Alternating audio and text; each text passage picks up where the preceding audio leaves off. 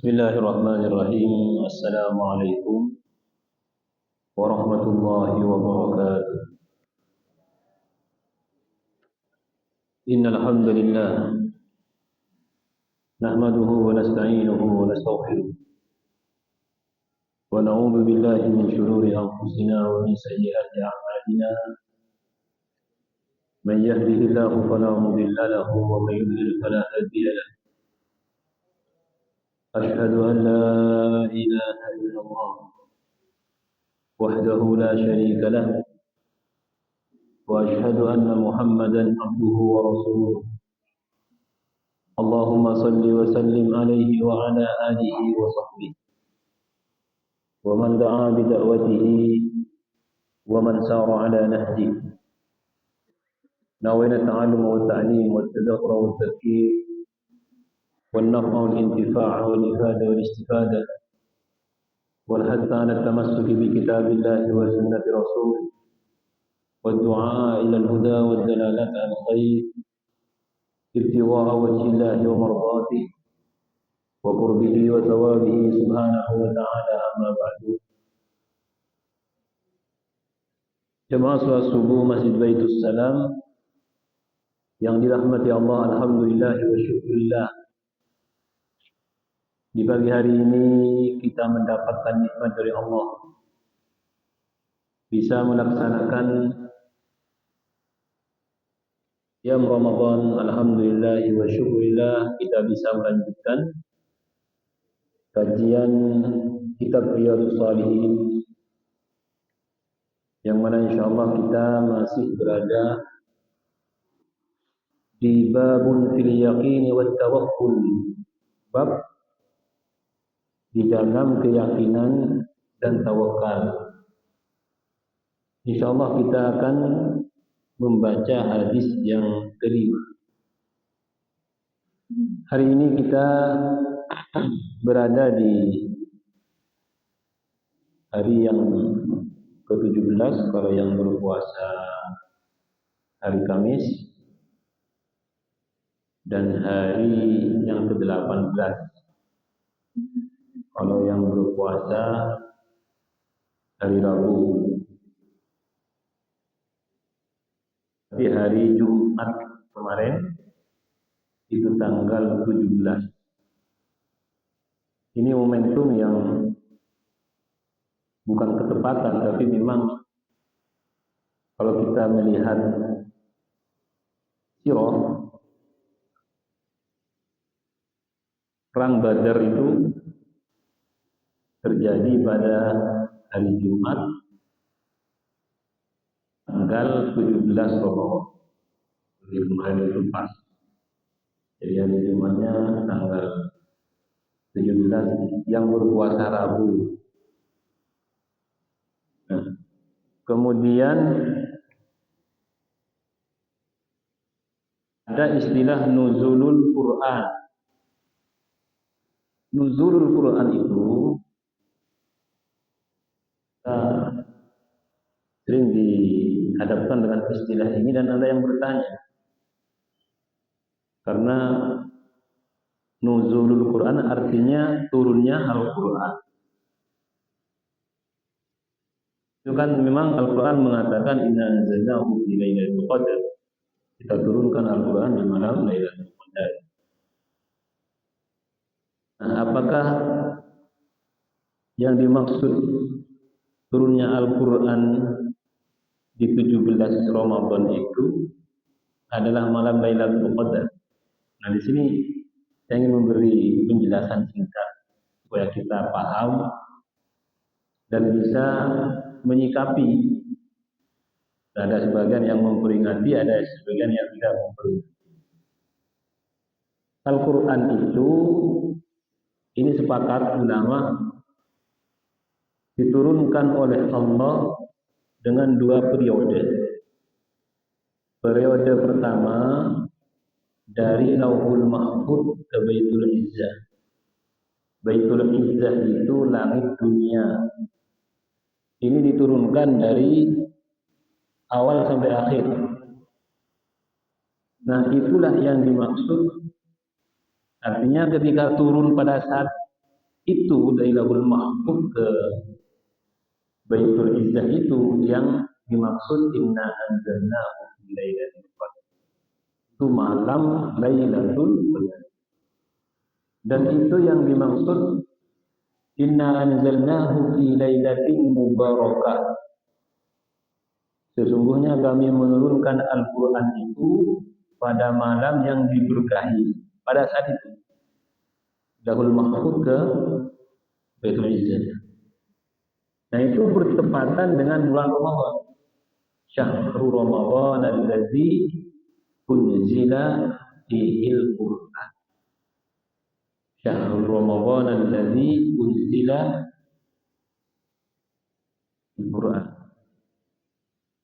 Nah, dari langit dunia yang kita istilahkan Baitul Izzah itu, Quran disepakati turunnya kepada Nabi Shallallahu Alaihi Wasallam bulan Syawal berangsur-angsur selama 23 tahun. Pastinya 22 tahun, 2 bulan, 22 hari. Itu pastinya di situ. Kalau kita urut dari Gua Hira sampai ayat terakhir. Ayat itu saya hafal karena gampang. 2 semua gitu. 2 tahun, 2 bulan, 22 tahun, 2 bulan, kembali lagi 22 hari. Nah ini berangsur-angsur dari awal sampai akhir tadi. Tapi bukan berurutan, bukan Al-Fatihah, Al-Qur'an, Al-Qur'an, begitu. Al-Alaq dulu, nanti langsung turun Al-Fatihah, kemudian turun Al-Ikhlas, kemudian begitu. Dan sekarang kok beraturan dari Fatihah sampai An-Nas, ya Nabi. Supaya tauhid tidak boleh dirubah. Kok bisa tahu kok itu Nabi? Ya karena Nabi kalau baca itu ya berurutan. Kalau baca seperti misalkan dalam sholat gerhana, itu pernah Nabi itu baca dari Al-Baqarah lanjut ke Ali Imran terus, itu berurutan. Dan beliau kalau ngajarkan Al-Quran dia berurutan, sehingga terakumulasi urutannya dari Al-Fatihah sampai An-Nas itu. Nabi dari siapa yang memberitahu? Ya Jibril. Muhammad baca ini. Nabi SAW menyusun itu. Kemudian dipatenkan di zaman Utsman. Dipatenkan. Bahkan di zaman Sayyidina Utsman itu 6 bacaan tidak dipakai. Jadi yang dipakai sekarang itu 1 bacaan. Dari 1 bacaan ini bercabang menjadi 7 mutawatir. Artinya ada 14, berarti yang 7 lagi itu tidak mutawatir. Jadi dari 14 bacaan itu, dari 1 bacaan menjadi 14 riwayat. Yang 7 itu tidak mutawatir, para ulama fikih kalau dibaca dalam sholat tidak sah sholatnya. Yang 7 mutawatir, yang 7 qiraat itu mutawatir dari 1 bacaan. Karena yang 6 sudah dihilangkan. Kenapa dihilangkan? Karena umat Islam itu enggak selesai-selesai saling menyalahkan. Sehingga pada saat itu hampir terjadi perang antara sesama umat Islam. Di masa Utsman. Kayaknya sudah yang 6 dihilangkan, tinggal 1. Di masa Nabi, di masa Utsman itu 1 itu masih bertahan. Nah, kemudian masuk ke masa tabi'in sudah muncul perbedaan lagi. Diakumulasikan lagi, ternyata perbedaan itu berjumlah 14 jadi 7. Sudah 7 ini kita katakan mutawatir. Lawannya syad, qiraah syad, qiraah yang tidak direkomendasikan oleh ulama atau oleh qurra ahli Quran. Nah, yang 7 ini mutawatir. Yang 7 ini dari 1 bacaan itu, karena yang 6 sudah dihilang. Nah, kalau kita di Indonesia, di Arab Saudi, itu masih belum ada perubahan. Indonesia, negara Asia, seperti Malaysia ini tidak ada perubahan. Kalau kita ke Maroko, kita ke Mesir sebagian, kita ke Pakistan, itu akan mendengar bacaan yang mungkin tidak pernah kita dengar ini. Kita akan mendengar bacaan itu. Nah, itulah sekilas. Nah, adapun yang tanggal 17 ini sebenarnya ada 3 pendapat. Ini mengacu kepada surat Al-Alaq ini, Iqra ini. Iqra itu diturunkan kepada Nabi Shallallahu Alaihi Wasallam, dibacakan kepada beliau buat Iqra itu tanggal berapa? Dalam riwayat itu dibacakan kepada Nabi tanggal 17. Tapi ada riwayat lain tanggal 21 Ramadan, ada riwayat ketiga tanggal 24 Ramadan. Nah, di Indonesia ini megang yang pertama tanggal 17. Jadi nuzul Quran itu adalah turunnya Al-Quran di Gua Hira itu. Tanggal berapa itu? Pertama kali, bukan semuanya. Kalau semuanya itu di malam Lailatul Qadar, di dalam yang penuh keberkahan dan di bulan Ramadan di Quran. Nah, itu 17 Ramadan itu adalah turunnya 5 ayat pertama dalam surat Al-Ahqaf di Gua Hira tanggal 17. Ini yang dipegang, padahal ada pendapat lain tanggal 21 tanggal 24. Jadi tidak perlu dijadikan masalah gitu ya. Karena ada yang memperingati, ada yang enggak memperingati. Yang memperingati itu supaya ingat bahwa di tanggal 17 itu pernah ada fenomena yang luar biasa ketika Nabi pertama kali bertemu Jibril dan mendapatkan wahyu 5 ayat pertama dari surat Al-Alaq. Iqra bismillahirrahmanirrahim. Khalaqal insana min 'alaq. Iqra wa rabbukal akram alladzi 'allama bil qalam 'allamal insana ma lam ya'lam. Bisa kira? Bismillahirrahmanirrahim. المصنف رحمه الله تعالى ونفعنا به وبعلومه في الدارين آمين. إلى أن قال الخامس. Hadis yang kelima dari babun fil yaqin wa tawakkul, dari bab dalam keyakinan dan tawakal. An Jabir radhiyallahu anhu, diriwayatkan dari Jabir radhiyallahu anhu, annahu ghaza ma'an Nabi sallallahu alaihi wasallam, bahwasanya Jabir ini berperang bersama Nabi sallallahu alaihi wasallam di Ibla Najdin, di arah Najd. Najd itu di daerah Saudi. Kalau bahasanya Najdun itu martafa'an al-ard. Nabi pernah mengatakan akan muncul tanduk setan dari arah Najd. Akan muncul tanduk setan dari arah Najd. Najd itu kalau sekarang itu ke arah Riyadh. Dari Mekah itu ke arah Riyadh, jadi ke Kedatangan. Suatu ketika Nabi Shallallahu Alaihi Wasallam pernah memerangi beberapa suku di daerah Najd. Dan itu tempatnya di Dhatur Riqa. Dhatur Riqa ini salah satu dari tempat orang haji memulai ihram. Namanya Dhatur Riqa. Di arah Riyadh, ke arah Irak. Dhatur Riqa. Ini tahun ke-6 Hijriah. Tahun ke-6 Hijriah. Falamma qafala, Nabi setelah pulang dari berperang itu, falamma qafala Rasulullah sallallahu alaihi wasallam, qafala ma'ahu. Jadi Nabi kemudian setelah menyelesaikan misinya di Dhatur Riqa, beliau kembali bersama sahabat. Qafala ma'ahu. Fa'adrakathumul qailatu. Di tengah perjalanan rombongan Nabi dan sahabat ini berhenti, kemudian berhenti istirahat dan tidur siang. Qailah itu tidur siang, qailulah.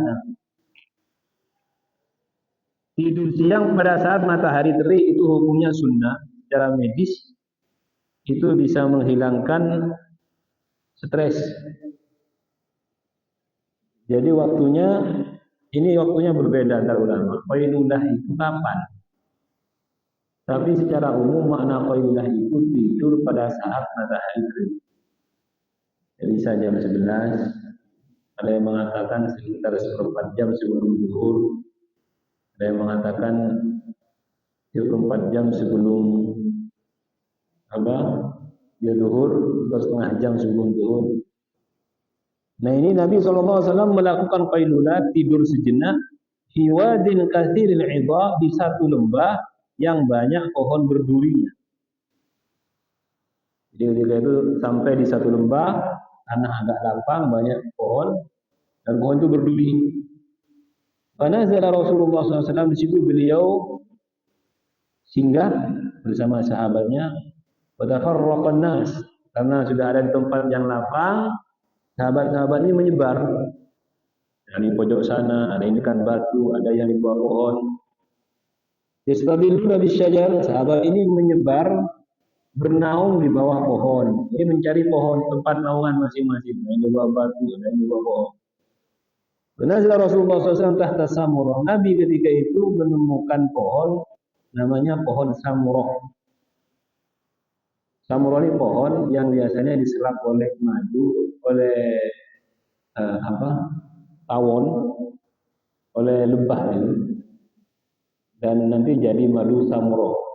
Di madu itu kalau di Timur Tengah paling terkenal itu sidrnya. Jadi madu sidr yang mana lebah itu mengambil sari dari daun sidr, nanti jadi madu. Walaupun yang asli sulit ditemukan, tapi ada, sampai sekarang ada. Di bawahnya itu ada namanya madu samurah. Lebah itu ngambil dari daun samurah itu. Nah, ada pohon samurah ini, Nabi bernaung di bawahnya. Ta'allaqa biha sayfahu, beliau menggantungkan kepada pohon itu pedangnya. Nabi punya pedang. Beliau ambil pedangnya, digantungkan, terus istirahat. Wa nimna naumatan, kata Jabir, kami di situ istirahat, tidur. Ya, kami tidur, Nabi juga tidur. Walaupun Nabi ini tidak tidur, hatinya tidak tidur. Ya. Jadi Nabi mengatakan, mataku terpejam, lihat tidur, tapi hatiku tidak pernah tidur. Faidah Rasulullah SAW yad'una, tiba-tiba Rasulullah SAW memanggil kami. Nabi sendirian. Agak tengah ambil sahabat, nah itu dibiarkan sendirian biar nggak merasa ada yang ganggu. Ya. Tiba-tiba beliau memanggil kami, wa idza indahu arabiyun, dan kami tiba-tiba melihat di samping beliau ada orang Arabi. Orang Arabi ini orang pedalaman, Baduy. Faqala, Nabi bersabda, inna hadza, sesungguhnya orang ini ikhtarata alayya sayfi, menghunus pedangku kepadaku dan mengarahkan kepadaku, wa ana naimun, dan saya sedang istirahat. Fastayaqadtu, kemudian aku bangun, wa huwa, dan orang ini biyadihi sultan, aku melihat di tangannya pedangku sudah terhunus. Jadi Nabi istirahat, pedang tadi yang digantungkan diambil oleh orang Baduy tadi dan dihunus. Hunus di depan Nabi SAW. Dan dia berkata, man yamna'uka minni, Muhammad, siapa sekarang yang bisa mencegahmu dariku, aku akan membunuh. Qultu Allah, Allah, Allah. Qultu salatan, aku berkata, kata Nabi, Allah, Allah, Allah. Salatan, Allah, Allah, Allah. Dan yu'aqibuhu jalasa. Dan tiba-tiba orang ini tidak jadi membunuh. Walam yu'aqibahu, dan Nabi juga tidak kemudian memberi balasan. Kamu berusaha membunuh saya, mengancam saya, sahabatku, ini ikat, ini enggak. Wajah saya dan duduk, jadi sudah selesai. Karena ketika Nabi mengatakan Allah, Allah, Allah, penuh dengan keyakinan, penuh dengan tawakal. Makanya ini dalam bab yakin dan tawakal. Orang ini enggak jadi membunuh. Ada riwayat lain dia gemetar. Ada riwayat lain dia tidak bisa yukabbithu, artinya tidak bisa menggerakkan tangannya. Seperti Abu Jahal itu. Abu Jahal suatu ketika Nabi sujud, itu ngambil batu ingin ditimpukan kepalanya. Abu Bakar ketika itu sudah khawatir. Ini kalau ditimpukan ya mati. Nabi mengatakan tidak perlu. Kalau nanti Abu Jahal ke sini membawa batu itu, jangan dicegah. Ya Abu Bakar kan khawatir. Akhirnya benar Abu Jahal datang, Nabi SAW tetap sujud, sholat di situ, dan tidak jadi dibunuh. Ditanya, kenapa tidak ditimpukkan? Aku melihat antara diriku dengan dia seperti ada jarak dan seperti ada unta. Jadi wallahu alam, ini kata Abu Jahal, saya tidak bisa menimpukkan ini terhalang oleh sesuatu seperti unta antara saya dengan dia itu.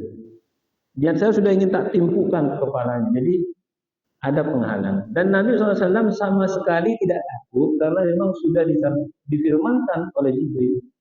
Oleh Allah itu sudah diberitahu kepada dia, wallahu ya'simuka minan nas. Allah menjagamu dari gangguan manusia. Jadi Nabi itu tidak bisa sebenarnya dari mana keyakinannya itu. Jadi sudah dijaga oleh Allah Subhanahu wa taala. Wa fi riwayatin, dalam satu riwayat, qala Jabir berkata, kunna ma Rasulullah sallallahu alaihi wasallam di Dzatul Riqa. Kami bersama Rasulullah sallallahu alaihi wasallam di satu tempat namanya Dzatul Riqa. Fa idza ataina ala syajaratin dhalilatin. Kami ketika itu berhenti di satu pohon yang banyak naungannya. Karena dari Rasulullah SAW, karena pohon ini rindang, kami biarkan untuk Rasulullah SAW istirahat di situ. Dari Samurah itu. Faja'a rajulun minal musyrikin. Jadi bukan orang Arabi, ini bedanya. Bukan orang Arabi, tapi orang dari orang musyrik. Wa sayfu Rasulullah SAW mu'allakun bisyajarah. Pedang Nabi SAW ketika itu tergantung di pohon itu. Fastaratahu, kemudian diambil dan dihunus. Faqala takhafuni, diarahkan kepada Nabi dan dikatakan, kamu takut kepadaku. Akhirnya Nabi ketika itu bangun tidur, kok tiba-tiba diarahkan, ditodongkan pedang. Kamu takut apa enggak? Qala la, enggak, saya tidak takut. Nah ini memang enggak gampang. Kalau kita mungkin langsung terkejut. Lari ya, ini bahaya ini. Atau walaupun kita menang, mesti itu ambil penjara itu. Macam-macam. Qala faman yamna'uka minni? Siapa yang mencegahmu dariku? Qala Allah. Ini banyak riwayat ini hadisnya sahih muttafaq alaih, hadis Bukhari dan hadis Muslim. Wa fi riwayati Abi Bakr Ismaili fi sahihihi, dalam riwayat Abu Bakar Ismaili dalam sahihnya, qala, orang ini berkata, man yamna'uka minni? Siapa yang sekarang mencegahmu dariku untuk aku bunuh? Siapa yang menghalangi untuk membunuhmu? Qala Allah. Allah kata Nabi. Qala fasaqata as-sayfu, ketika Nabi mengatakan Allah, fasaqata as-sayfu, maka pedangnya terjatuh min yadihi dari tangan. Jadi kuatnya, kalau ini keyakinan sebenarnya. Kalau dalam bahasa lain itu kuatnya energi yang Nabi katakan Allah, membuat orang nggak bisa megang pedang, jatuh. Akhadha Rasulullah SAW sayfa. Nabi setelah pedang itu jatuh, diambil oleh Nabi SAW. Diambil. Faqala, dan juga berkata, sebagaimana orang itu berkata, man yamna'uka minni? Kalau kamu, siapa yang mencegahku untuk membunuhmu? Faqala, orang ini berkata, kun khairal akhirin. Punya Tuhan tidak ada. Kalau kamu mengayunkan pedang itu sama, maka jangan ayunkan pedang itu kepadaku. Kun khaira akhidin. Kamu sebagai pemegang pedang jangan diayunkan kepada. Maka Nabi berkata, "Tasyhadu an la ilaha illallah wa anni rasulullah." Kamu mau bersaksi bahwa tidak ada Tuhan selain Allah dan aku utusan Allah? Qala tidak. Jadi orang itu walaupun tidak mau bersyahadat, walaupun tidak mau masuk Islam, jangan diancam. Ini Nabi di depannya ada orang Arabi. Kamu mau nggak, kata Nabi, dakwah dari beliau. Kamu mau nggak bersyahadat, bersaksi tidak ada Tuhan selain Allah dan aku utusan Allah? Mau nggak? Katakan dia. Nggak mau. Apa reaksi Nabi SAW? Aku tidak mau. Walakinni u'ahiduka alla uqatilaka wala akunu ma qaumin yuqatiluna. Aku tidak mau bersyahadat, tapi aku berjanji kepadamu tidak akan memerangimu dan tidak akan bersama orang-orang yang memerangimu, tidak akan bersama orang-orang kafir yang memerangi Rasulullah SAW. Mendengar ini, fakhalla sabilahu, Nabi membiarkan, ya sudah pergi. Ini orang ini berarti sudah masuk ke kafir dhimmi. Kafir dhimmi. Jadi kafir dhimmi itu tidak boleh dibunuh. Kalau dibunuh, yang membunuh dosa besar, dosa pembunuhan. Kalau dhimmi itu ya cirinya ini. Saya tidak ingin memerangimu, mengganggumu, dan tidak ada di pihak orang yang memerangimu dan mengganggumu. Artinya apa? Kalau ada kafir dhimmi, kalau ada kafir harbi yang memerangi umat Islam, ada orang yang di sampingnya, walaupun nggak memerangi, tapi dia berada bersama dia, sama harbi. Jangan berada di pihak harbi. Kan nggak apa-apa di pihak dhimmi. Orang kafir banyak kan? Eropa, Amerika banyak. Nggak apa-apa di pihak, tapi dhimmi. Kalau ada di samping kafir harbi, ini masalah besar. Sampingnya itu kafir harbi loh. Kok bisa bersama kafir harbi? Nabi mengatakan orang yang bersama kafir harbi hukumnya sama dengan harbi perang. Boleh darahnya ada. Tapi kita kan nggak ekstrim kan? Kalau bahasa kadang-kadang sedih sekali. Kadang-kadang mikir itu. Pokoknya jangan ada di samping kafir harbi, itu aja sudah. Apa dengan kafir dhimmi? Nggak apa-apa. Jangan punya teman orang tidak boleh. Tapi jangan di rombongan yang harbi. Yang harbi, jangan mau. Malah yang tidak mau, malah sama kafirnya yang nggak mau bantu, ada yang gitu. Kondisi saat ini sama-sama negara kafir, enggak, saya nggak mau ikut campur. Alhamdulillah, inilah fitnah umat Islam ini. Saya paling nggak enak kalau ada orang Islam ada di samping kafir harbi, itu paling nggak enak. Yang nggak tahu kenapa, secara langsung gitu. Kok bisa ada di rombongan yang jelas-jelas membunuh saudara-saudara kita? Jelas, kenapa kok? Minimal netral. Jangan ada di rombongan itu. Ya, kita juga begitu. Jangan ada di rombongan orang-orang kafir yang status kekufurannya harbi. Ya kalau dhimmi, saudara kita itu punya hak, menghormati, bahkan menjaga. Kalau dhimmi itu dijaga. Kafir dhimmi itu barang-barangnya kita jaga. Bagaimana kita menjaga saudara-saudara kita. Itu akhlak, itu adab dalam Islam. Kalau harbi tidak.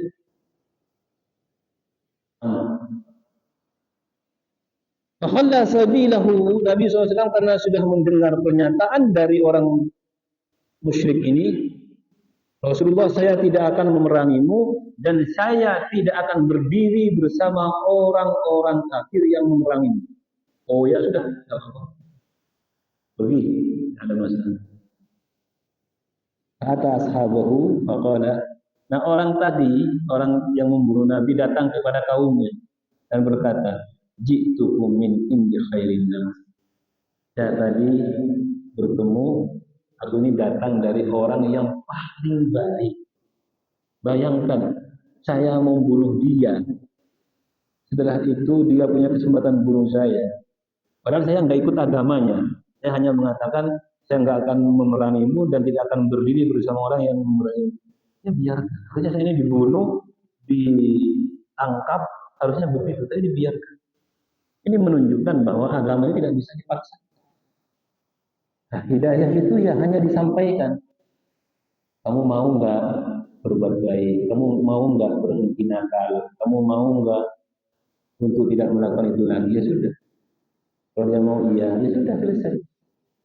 Kamu mau nggak masuk Islam? Nggak mau Pak. Ya selesai. Tapi jangan berdiri, jangan ikut rombongan orang yang memerangi Islam. Kalau ikut berarti masuk ke dalam musuh. Subhanallah. Qauluhu qafala ay raja wal idha' asy-syajar alladhi lahu syaw. Ini tadi yang saya baca ada kalimat qafala idha samurah. Waqtarata as-sayf artinya menghunusnya, sultan maslulan. Jadi pedang itu terhunus. Nah, dalam hadis ini bisa kita pahami bahwa kekuatan batin itu, kekuatan iman, kekuatan jiwa itu melebihi kekuatan fisik. Jadi orang Arabi, orang musyrik itu mengangkat pedang dengan tangannya, dengan fisiknya. Dijawab dengan keyakinan, tidak mampu dia. Nah, sebaliknya orang yang memiliki kekuatan iman mampu mengendalikan diri dan mampu berpikir bijak. Kalau kita mungkin, nah ini ada orang bunuh saya, ya. Kan begitu kalau kita, ini berarti kita tidak bisa mengatur, mengendalikan diri. Orang yang mampu mengendalikan ego dan mengendalikan amarahnya tidak. Itulah Rasulullah Sallallahu Alaihi Wasallam. As-sadisu hadis yang keenam an Umar, diriwayatkan dari Umar radhiyallahu anhu, qala ia berkata sami'tu Rasulullah sallallahu alaihi wasallam yaqulu, aku mendengar Rasulullah sallallahu alaihi wasallam bersabda, "Lau annakum tatawakkaluna 'ala Allahi haqqa tawakkul." Andaikan kalian itu mau bertawakal kepada Allah sebenar-benar tawakal. Kita ini kalau ditanya sudah tawakal apa belum? Sudah Pak tawakal. Jadi hakikatnya kan tidak. Makanya Nabi mengatakan kalau kalian benar-benar bertawakal kepada Allah sebenar-benar tawakal, haqqa tawakkuli, la razaqakum kama yarzuqut thair, maka Allah akan memberimu rezeki sebagaimana Allah memberi rezeki kepada burung. Burung. Apa burung? Di mana hikmahnya ini? Yatardu khimasan. Burung itu di pagi hari terbang, perutnya lapar. Taruhu bitanan, dan kembali di sore hari perutnya sudah kenyang. Rawahu Tirmidzi, Imam Tirmidzi yang meriwayatkan, wa qala hadisun hasan. Imam Tirmidzi mengatakan hadis ini adalah hadis hasan. Maknahu tadhhabu awwalan nahari khimasan, artinya burung itu berangkat pagi-pagi dalam keadaan perutnya kosong. Ay dhamiratal butuni minal ju'. Jadi lapar, dia bergerak berangkat mencari rezeki. Bertarji'u dan kembali akhiran nahar di ujung hari, bitanan ay mumtali'atal butun. Jadi sudah kenyang perutnya. Tapi perhatikan ini, bukan hanya tawakal saja, bergerak di pagi hari itu gerak, terbang dia. Berarti ada ikhtiar. Ada ikhtiar. Maka saya heran kadang-kadang ada orang itu pagi-pagi itu malah tidur sampai tidur. Ya enggak apa-apa kalau memang pekerjaannya harus semalam suntuk. Tapi kalau semalam begadang, nanti pagi tidur sampai tidur. Ini bukan seperti ini. Bukan seperti burung itu keluar bekerja, berikhtiar, nah pulangnya sudah dapat rezeki. Makanya dikatakan orang ini sebenarnya kalau mau menggunakan apa yang Allah berikan kepadanya, tidak ada jalan buntu, tidak. Yang buntu itu cara berpikir kita. Oh nggak bisa Pak, saya nggak bisa makan. Oh nggak bisa. Ya, ini yang buntu ya yang buntu itu ya dirinya sendiri. Jalan terbuka lebar, peluang banyak, tapi dirinya mengunci. Bisa, nggak mungkin. Apa yang bisa lakukan? Masa hanya ini yang membuat orang ini kemudian tidak menemukan pintu untuk jalan hidup. Jadi kita ini sebenarnya kalau memiliki keyakinan dan ketawakalan yang baik, hidup ini ya aman-aman saja. Aman-aman saja. Dan andaikan kita pun tidak memiliki kemampuan untuk ikhtiar, Allah akan mendatangkan rezeki. Kenapa Allah tidak mendatangkan rezeki kepada kita? Karena kita mampu mencari. Kita mampu mencari, maka lakukan ikhtiar. Andaikan kita sudah tidak mampu mencari, stroke atau lumpuh, jangan takut. Pasti akan datang.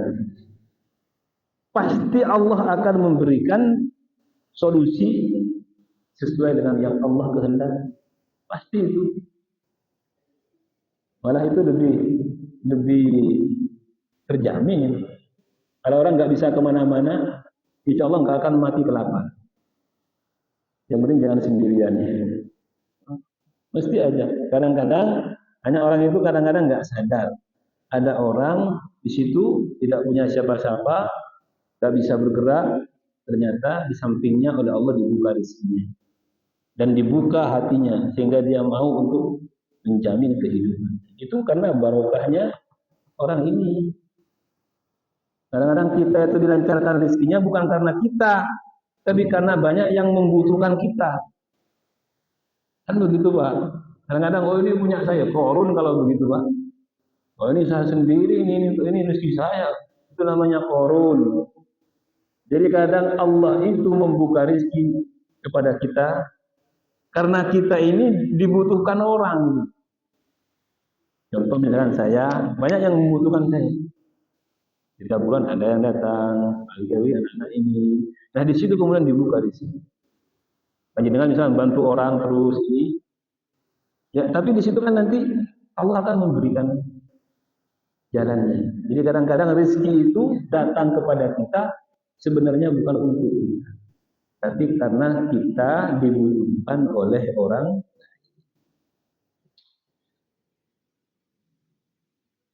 Lau annakum tatawakkaluna 'ala Allah haqqa tawakkul. Yang harus digarisbawahi di sini adalah haqqa tawakkul ini.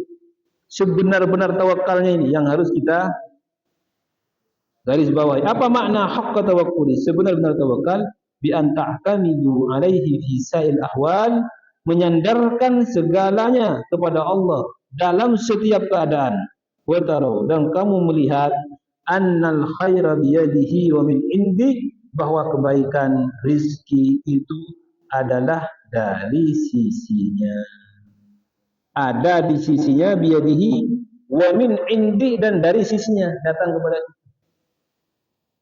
Jangan ini yang saya sampaikan keterangannya tadi. Jangan masa ini punya saya, tidak. Tidak boleh. Itu punya Allah dan datang dari sisi Allah untuk kita supaya kita ini bisa membantu orang lain atau bisa mencukupi kehidupan kita sendiri. Tagdu khimasan wa taruhu bitana. Jadi kalau begini ini kan aman namanya. Aman. Jadi kalau setiap hari itu kita bisa kenyang, itu kan aman. Walaupun amannya itu manusia ini bukan hanya makanan, tapi kita juga amannya itu disebabkan karena iman. Karena kalau hanya makanan, orang ini tidak akan pernah menemukan ketenangan hidup. Walaupun dia makan enak, kendaraan enak, tidur nyaman, tidak akan menemukan ketenangan. Kalau tidak ada iman, kenapa? Karena tadi yang saya sebutkan itu adalah nutrisi fisik kita. Nutrisi fisik. Nah, jiwa kita ini, ruh kita ini harus juga diisi dengan hal-hal yang bisa menyehatkan. Apa yang menyehatkan? Iman. Iman kita ini.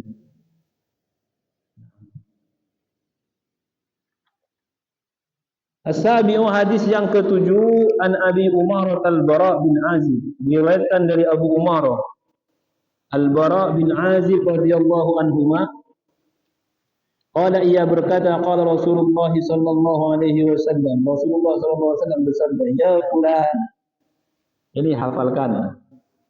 Saya dulu hafal, tapi kadang ya jarang diamalkan, enggak aman. Saya senang doa ini, senang doa. Jadi saya kalau mau tidur itu Bismillahirrahmanirrahim ya wa amut. Ya, tapi doa loh Pak, doa. Ini doa ini indah dan apa sangat baik kalau kita baca di akhir kehidupan kita. Kita itu kan setiap mau hidup itu sebenarnya akhir kehidupan di hari itu, dalam masa 24 jam itu akhir kehidupan kita itu ketika mau hidup. Karena orang mati itu kalau selamat seperti orang tidur itu. Kalau selamat, mudah-mudahan kita selamat. Jadi, qalu ya wailana man ba'atsana min marqadina. Tiba-tiba hari kebangkitan itu terjadi, itu konkret. Dia seperti bangun dari tidur. Apa yang membangunkan seperti itu? Enak, ini bagi yang selamat kan. Malam kita tidur, tiba-tiba subuh. Enak. Mudah-mudahan kita begitu. Karena itu akhir dari kehidupan kita dalam 24 jam ini. Kalau ke alam kubur itu ya sudah bukan di dunia, tapi sudah selamanya meninggalkan dunia. Ya.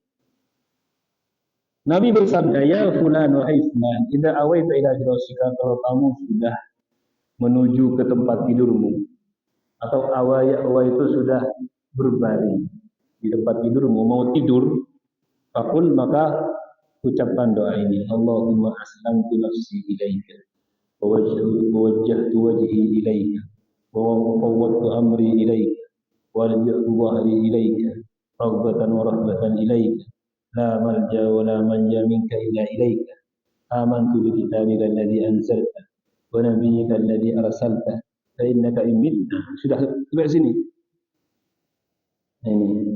Ini tulis nanti kalau ini punya HP ada ini. Ini indah dan juga balasannya indah itu. Senang. Apa kata Nabi? Fa inna. Ini Bukhari Muslim ya. Fa innaka in mitta. Sesungguhnya kamu kalau mati min lailatika pada malam itu, kamu tidur baca ini. Kemudian benar-benar mati, enggak bangun lagi maksudnya. Dia kan mau mati memang tapi masih bangun, rohnya balik. Enggak bangun lagi, mati. Mitta 'alal fitrah, kalian mati di atas fitrah itu iman. Hanya diampuni. Kamu fitrah kita ini kan iman, Pak. Kullu mauludin yuladu 'alal fitrah. Setiap yang lahir ke dunia dilahirkan dalam keadaan fitrah. Fitrah ini ya selamat. Orang ini lahir ke dunia, mau Islam mau kafir, yang penting belum mukallaf, masuk surga. Anaknya orang kafir yang mati kecil itu masuk surga karena masih fitrah. Walaupun anaknya orang kafir. Nah, kita kalau membaca ini, tapi bacanya betul di resapi. Ini kan kalau kita resapi secara umum, ini kan menyerahkan lahir batin kita kepada pencipta. Coba nih kalau diresapi, diriku, wajahku, urusanku, diri badanku ini, mau tidak mau aku serahkan kepada. Jadi semuanya lahir batinnya sudah pasrah. Saya sudah melepaskan diri dari ikhtiar. Sudah. Ya Allah, setelah ini aku lepaskan diriku ini hanya untuk. Begitu Pak. Kalau kamu mati pada malam itu, kamu mati di atas fitrah masuk surga.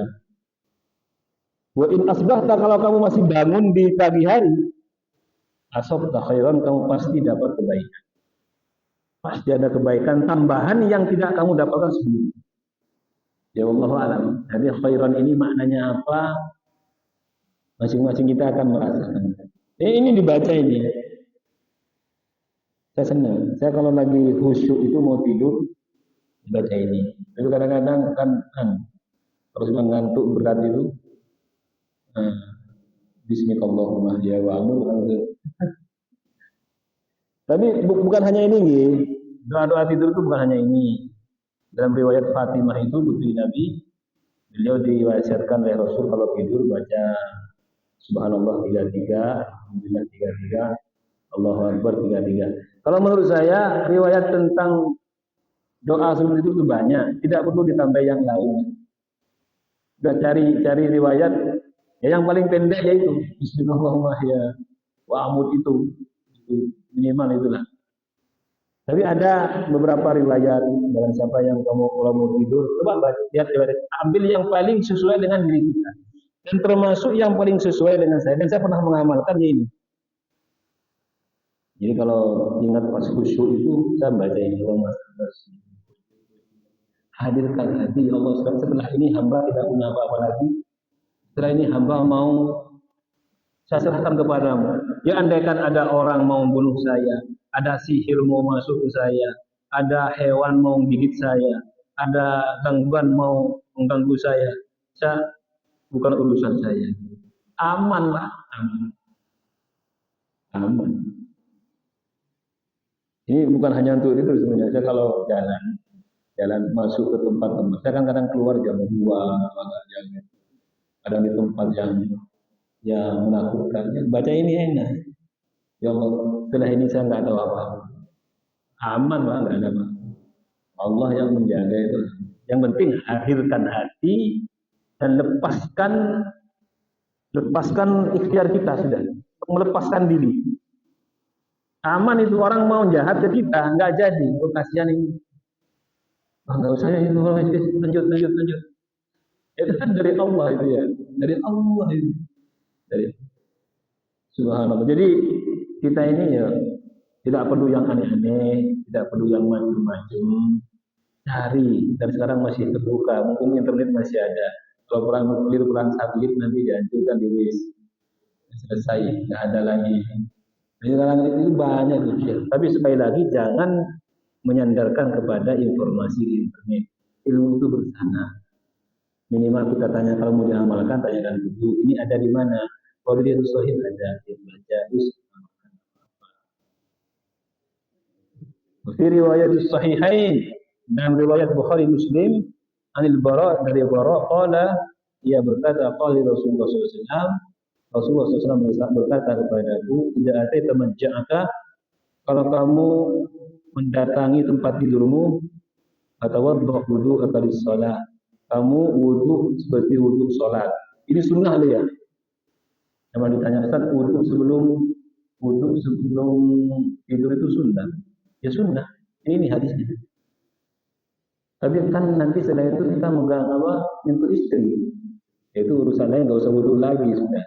Yang penting kalau mau tidur wudhu, bukan berarti nggak boleh nyentuh istri nggak. Nanti malah istri jangan sentuh saya, jangan sentuh nggak boleh. Setelah itu mau nyentuh istri, mau berhubungan dengan istri, enggak.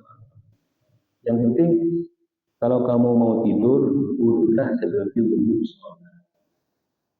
Sumat taji ala syukikal aiman. Setelah itu kalau mau tidur awali dengan miring sebelah kanan. Sunnah. Tapi kan kadang-kadang nggak enak mau kiri, masa nggak boleh? Ya boleh nggak apa-apa lah. Jangan ngomong di tanah pokoknya walaupun ingin kiri dia enggak begitu. Jadi untuk di sholat tidur kanan, toh harus balik kiri. Setelah itu ya nggak apa-apa. Jangan karena padahal ini sudah gatal ini. Masa mau tetap agama itu enggak saklek begitu. Ya sulit juga, Pak. Saya juga sama manusia saya bisa mempraktekkan ini sama. Kok lama-lama karena insomnia atau apa mikir apa 15 menit kok sudah kemeng tangan. Masa enggak mau balik? Ya balik dengan posisi kita gitu. Tapi upayakan sunnah ini dikerjakan di awal gitu loh. Kalau mau tidur kanan. Setelah itu membalik kanan, membalik kiri terserah. Wakul dan katakan baru doa tadi. Tsumma qala waj'alhu akhir ma taqul. Nah, ini yang ketiga, jadikan itu akhir dari ucapanmu, jangan ngomong lagi. Masa kita nggak boleh ngomong sama istri, sama ini, ya ini masalahnya baca lagi doanya. Makanya kalau mau ngomong istri, monggo nanti kalau mau tidur beneran, sudah jadikan doa ini terakhir. Tadi Allahumma inni apa namanya itu aslamtu nafsi ilaik wajjahtu wajhi ilaik. Sudah selesai. Nah kalau misalkan nanti masih ditanya, Mas ini, ya nggak apa-apa, nggak usah baca. Jadi intinya sesuatu yang dibatasi dengan batasan itu dalam Islam ini selama bukan kewajiban itu boleh kita lakukan tanpa ada kemakruhan. Jadi ada memang sunnah tidak dilakukan makruh, tapi ada yang tidak makruh. Kemudian berdoa setelah ini kita berdoa ngomong ya nggak apa-apa, nggak makruh. Panjenengan sudah wudhu, sudah miring kanan, sudah berdoa, masih diajak ngomong sama istri, ya jawab Pak. Jangan ngingkem mawon, jangan tumben ini. Tadi pagi ngaji Riyadhus Shalihin, sekarang ada perubahan besar. Intinya begini, jadi agama Islam ini min ghairi haraj, tidak mungkin tanpa haraj, jangan kaku lah. Nah, Islam ini melarang takalluf itu takalluf atau taklifu ma la yuqah. Kalau dalam bahasa usul fikihnya itu membebani diri hal kita nggak mampu. Itu bukan dari agama itu. Membebani diri, tapi dirinya itu nggak mampu, jadi kaku gitu. Nggak begitu agama itu. Agama ini indah, agama ini baik. Selama di situ tidak ada dosa, malam yakun ithman. Nanti itu tidak seorang fleksibel, tapi garis bawahi selama bukan dosa. Kalau dosa nggak fleksibel, nggak enak lah. Jamu bis sama-sama minum saja, minum keras. Nggak enak kalau nggak minum. Bukan fleksibel namanya. Malamnya begitu. Kalau kita dalam urusan kan biasa ini santai mawon. Nabi juga begitu kok. Nabi yang paling mudah, yang gampang. Malam yakun isman, tapi selama itu bukan dosa. Kalau dosa enggak.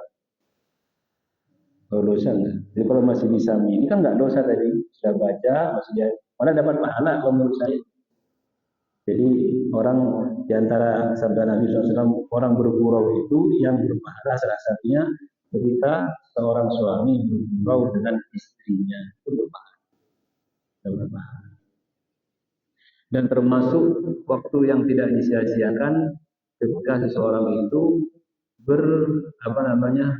bertemu, berbicara atau dalam satu tempat bersama keluarganya. Itu bukan dari apa namanya? Al-hazli. Al-hazli itu bukan sesuatu yang sia-sia. Makanya luangkan waktu untuk keluarga. Dia mau makan bareng mau makan malam bareng mau yang penting dengan keluarga itu jangan wah ini kita waktu habis hanya karena ini enggak. Dia sebenarnya hazli. Bukan main-main. Berpahala. Jadi kita ngajak ayo kita buka bareng. Mana adikmu? Ayo bareng di mana? Jangan begini.